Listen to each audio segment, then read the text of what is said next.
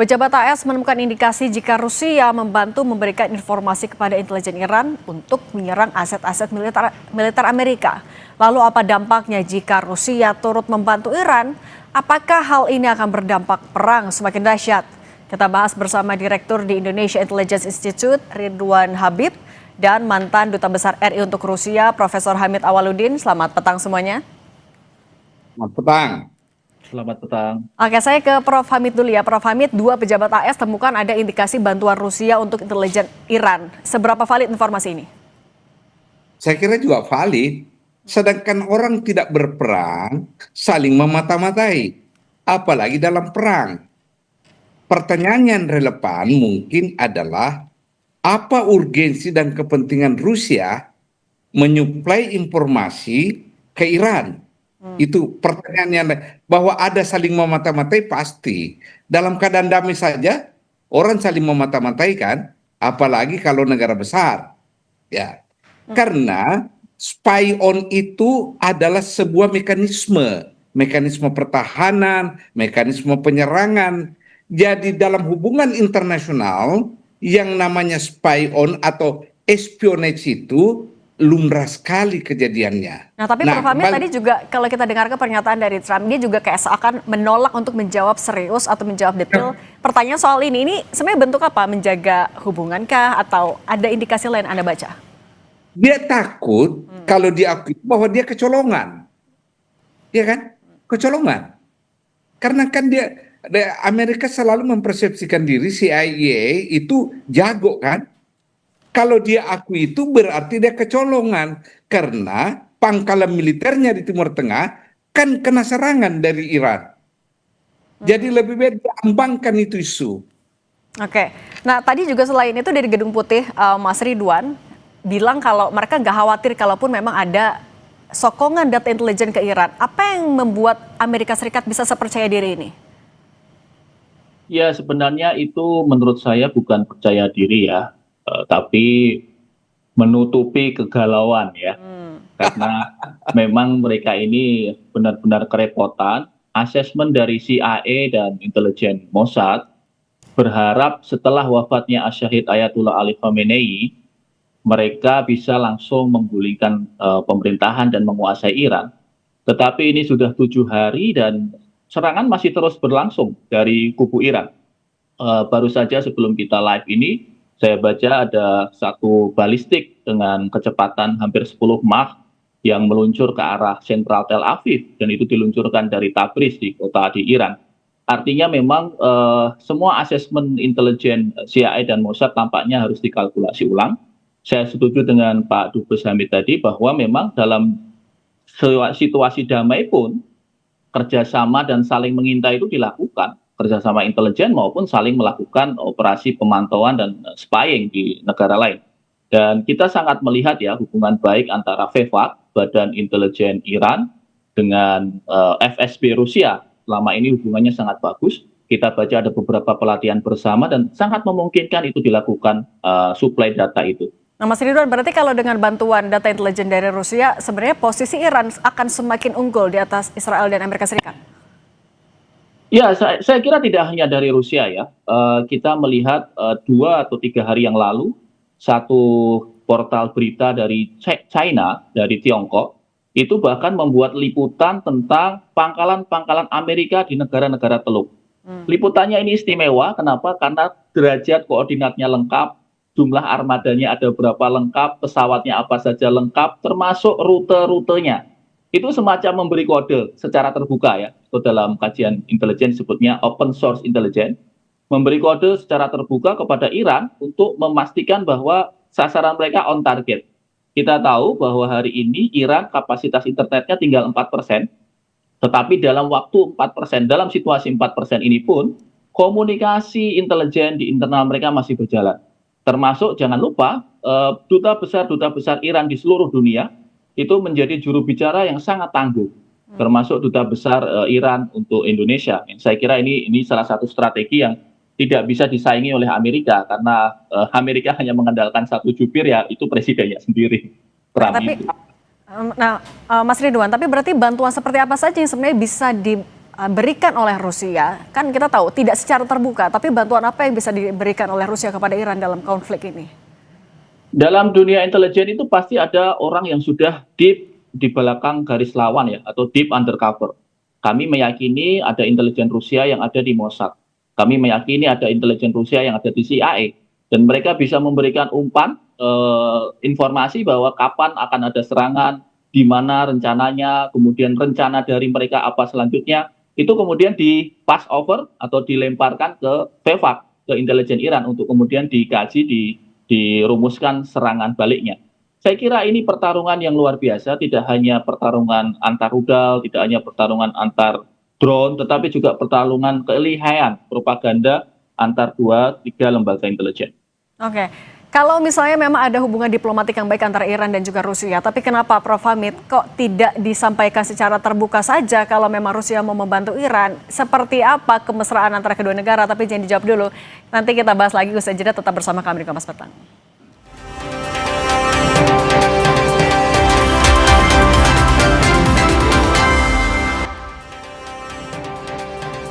Saudara, rekaman CCTV menunjukkan momen sebuah rudal menghantam di sebelah sekolah putra di Qazvin, Iran, menyebabkan kepanikan di antara siswa dan staf.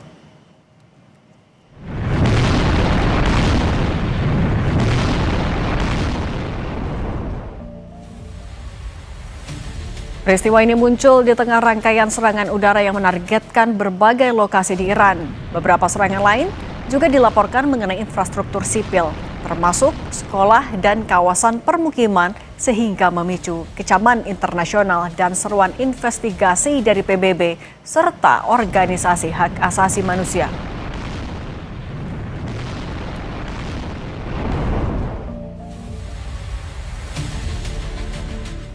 Kita lanjutkan juga dialog bersama dengan Mas Ridwan Habib dan Prof. Hamid Awaludin. Prof. Hamid, kalau misalnya informasi intelijen Rusia untuk Iran itu valid menurut Anda, kenapa bantuan atau support dari Rusia ini tidak disampaikan belak-belakan aja? Di mana titik temu antara Rusia dan Iran sampai bisa memiliki hubungan diplomatik yang begitu erat sebenarnya?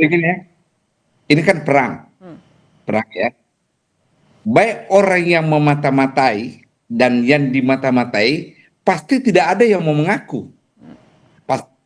Ya kan, itu dulu filosofinya, namanya mata-mata, harus clandestine, ya. Kedua, di mana titik tautnya Iran dengan Rusia begini, siapapun yang melawan Amerika itu adalah teman Rusia. Ini kan kita kembali kepada format perang dingin ini antara dua kekuatan dahsyat kan. Sejak perang dingin, sejak perang dunia kedua selesai, kita hidup dalam perang dingin. Sampai sekarang, satu-satunya momen Rusia dengan Amerika bisa kerjasama, waktu menggempur Saddam Hussein jilid pertama. Itulah yang disebut badai gurun. Ya kan? Selebihnya itu sudah saling mengintai. Nah, negara yang paling vokal melawan Amerika sejak revolusi Iran tahun 79 yaitu Iran, yang makanya sempat diboikot 30 tahun kan. Yep. Oke. Karena posisi begitu ya Rusia akan mendukung Iran. Tapi kalau begini Prof. Hamid, lagian Iran itu sekutu Syria, terutama pada rejim Assad, dan Syria adalah sekutu Iran. Jadi tali temalinya ini kompleks sekali ini masalah. Oke, tapi Prof. Hamid, kalau dalam hukum internasional soal operasi intelijen terkait juga dengan saling memata-matai, ini seperti apa sih? Jadi gini, di hukum internasional tidak ada satupun instrumen hukum yang membicarakan tentang espionage. Satu-satunya yang ada sedikit yaitu Konvensi Internasional Den Haag tahun 1907. Ya, itu hanya menyatakan apa itu mata-mata, apa itu informasi militer. Lalu ditegaskan di dalam protokol tambahan 1 Konvensi Jenewa tahun 49. Di situ dikatakan mata-mata dalam perang internasional manakala ketangkap basah tidak bisa diberi hak istimewa dalam bentuk status prisoners of war, tawanan perang. Artinya dia diproses, dihukum itu. Lebih dari itu pengaturannya adalah pengaturan hukum nasional. Jadi tidak ada secara spesifik instrumen hukum internasional yang mengatur secara detail mengenai kegiatan mata-mata atau espionage. Oke, kemudian juga soal bantuan selain Rusia, Mas Ridwan, kenapa sebenarnya negara-negara sekutu Iran lainnya tidak ada yang juga secara terbuka memberikan dukungan atau membantu Iran dalam konflik ini? Apa konsekuensinya memangnya? Ya, semua kan sedang menghitung ya karakteristik negara-negara besar, terutama Tiongkok misalnya, itu tentu saja melakukan kalkulasi yang lebih jeli terlebih dulu, tidak buru-buru memastikan dukungan. Tapi saya kira memang karakteristik yang utama dari Iran itu senantiasa mampu membuat situasinya unpredictable. Misalnya ketika jet tempur dari Israel yang diklaim berhasil menghancurkan pangkalan-pangkalan pesawat tempur Iran, ternyata bermunculan di media sosial bahwa itu sebenarnya hanyalah lukisan gitu ya. Hanyalah lukisan yang kemudian digambarkan seperti pesawat tempur dan kemudian itu ditembak dari atas. Jadi mereka menembak lukisan. Ya, ini salah satu kelihean intelijen Iran, dan memang ini mungkin Prof. Hamid juga paham. Budaya Persia itu kan sudah lama sekali ya. Kebudayaan mereka itu adalah kebudayaan negara besar.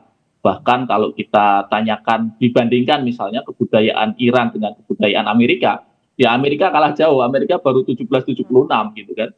Sementara Persia ini sudah sejak zaman nabi-nabi di masa lalu.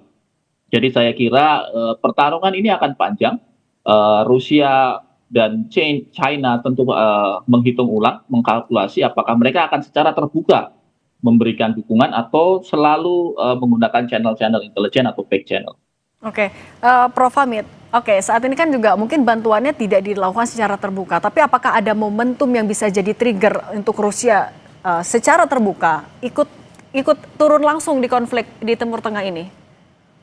Saya kira untuk ikut langsung tidak ya, karena sama-sama berhitung bahayanya kalau dua kekuatan nuklir saling berhadapan, ya. Jadi ini perang adalah perang mendukung dari belakang. Saya tidak melihat ada kemungkinan Rusia berhadapan langsung dengan Amerika, enggak. Artinya walaupun misalnya perang berlanjut lama, ada kemungkinan krisis, Rusia akan menahan diri. Begini ya, kalau perang ini berlanjut lama, Amerika kalah. Jadi Amerika harus kalau mau menangkan perang adalah secepatnya. Kenapa? Sejak Perang Dunia Kedua, Amerika tidak pernah menang perang kalau perang itu durasinya lama. Lihat contohnya nih itu perang Korea, perang Vietnam, terakhir dengan Taliban. Ya tak? Itu. Satu-satunya possibility-nya Amerika menang kalau perangnya itu berdurasi pendek. Karena andalan Amerika kan teknologi, bukan daya tahan pasukan, bukan mental tentara, bukan. Oke. Teknologi. Oke, kalau misalnya memang sebenarnya Amerika Serikat tidak bisa nih untuk perang lama, Mas Ridwan, tapi juga ada polling terbaru di Amerika Serikat kalau ternyata mayoritas warga juga tidak mau Amerika melakukan serangan ke Iran. Ini mungkin didengarkan, dipertimbangkan oleh Trump nggak dengan dua faktor ini? Pilihan Trump sekarang tinggal 3 dan tiga-tiganya buruk buat Trump. Yang pertama, dia harus menyatakan menang, menyatakan sepihak menang dan mundur ya, pasukannya mundur, tidak lagi menyerang. Dan itu pernyataan sepihak itu akan ditertawakan dunia. Karena semua tahu bahwa Iran masih bisa bertahan, rezimnya nggak ganti. Jadi opsi satunya juga merugikan Trump. Opsi yang kedua, memaksa Trump untuk mengirimkan pasukan darat atau ground invasion. Ini yang ditunggu-tunggu Iran. Karena mereka ini, jangan lupa, luas sekali. Ini 1/6 Eropa, 80 kalinya Israel luasnya itu. Jadi itu yang ditunggu-tunggu, dan gerilyanya IRGC sudah siap menanti prajurit-prajurit Amerika yang tadi kata Prof. Hamid mentalnya tidak sekuat mentalnya prajurit Iran. Yang kedua, Trump blunder juga. Yang ketiga, ini kalau nekat Trump bisa mengaktifasi protokol nuklir. Dan kalau itu terjadi, pasti Beijing akan bereaksi keras, Rusia akan bereaksi keras, dan deadlock situasinya. Jadi tiga-tiganya ini sudah merupakan zero sum game buat Trump. Dan dia tampaknya mencoba menutupi kegelisahannya dengan jumpa pers, meledek wartawan, tertawa-tawa. Tetapi kita tahu, mungkin pakar psikologi mungkin bisa melihat bahwa wajah Trump sebenarnya sangat-sangat cemas. Nah, Mas Ridwan, selain juga Rusia yang menyokong data intelijen Iran, sebenarnya kalau negara-negara lain, kita anggap Tiongkok, apakah juga akan semakin banyak memberikan dukungan, baik itu secara tertutup maupun terbuka? Ya, jangan lupa intelijen itu ada yang disebut dengan human intelligence, ada yang disebut dengan signal intelligence, ada yang disebut dengan cyber intelligence. Saya kira cyber intelligence atau bahasa sederhananya adalah hacker. Hacker-hacker dari Tiongkok ini saya kira juga sudah bergerilya ya. Termasuk misalnya keahlian drone Iran yang mentarget radar-radar di negara-negara Teluk. Radar-radar itu kemudian di-jam beberapa detik ya, beberapa detik itu sudah sangat cukup di mana drone itu bisa masuk tanpa ada intersepsi dari rudal Patriot. Saya meyakini ya, walaupun tidak ada bukti, meyakini pasti akan ada campur tangan cyber intelligence, bisa saja itu dari Tiongkok, bisa saja dari Rusia, karena dua lembaga ini secara kapabilitas cyber intelligence-nya sangat bagus. Kalau bantuan intelijen yang bisa terus disokong dalam kondisi seperti ini, sudah 1 minggu berjalan, seperti apa saja? Ya, propaganda terutama ya, permainan intelijen ini kan permainan klaim dan permainan opini ya. Dan saya kira juga Presiden Iran baru saja kira-kira 2 jam yang lalu mengeluarkan video dan dia meminta maaf kepada negara-negara Teluk bahwa Iran tidak bermaksud menyerang negara-negara itu, tetapi mereka hanya menyerang kepentingan Amerika dan Israel yang ada di negara itu.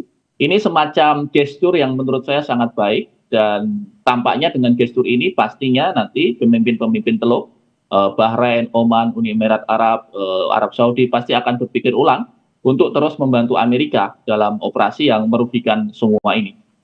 Prof. Hamid, kalau misalnya Anda melihat ada beberapa negara sekutu Amerika Serikat yang pangkalan militernya diserang oleh Iran, dengan mengetahui ada Rusia yang turut membantu memberikan data intelijen kepada Iran, apakah negara-negara di Timur Tengah ini ada kemungkinan untuk melakukan serangan balasan?